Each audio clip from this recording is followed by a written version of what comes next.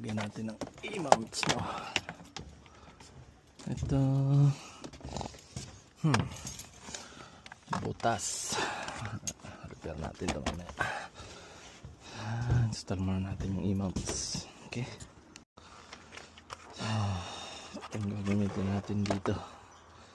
So pwede siyang paganyan, pwede siyang paganyan. Pasin natin ito.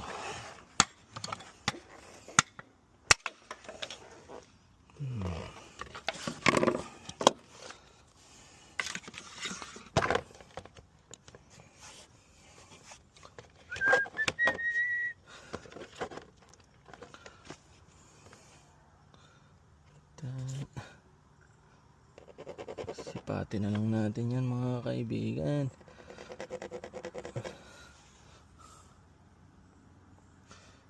Yan. Oh, masyadong. Okay.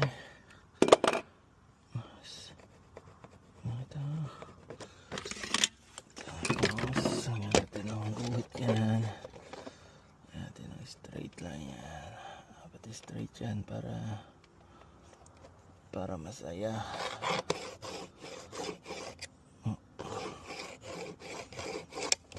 Kasi pag hindi yan straight, hindi na masaya. Kalit ko.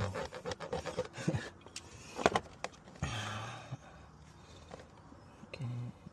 Yep. Ganito mag-install ng J-Blocks sa mahirap na paraan. Ito ang gusto nila, mahirap na paraan. Yep. Okay. Ngayon, wasakin natin to.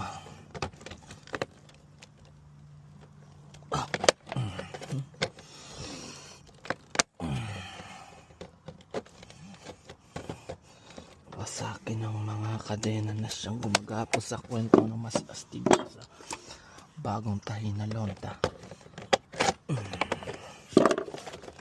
Okay, dahan lang kasi baka mabasag tong J-channel na to.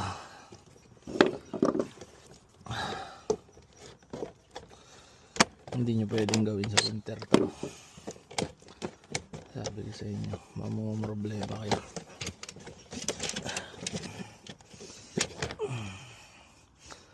Sakaling mabasag to, lahat yan papalitan buo.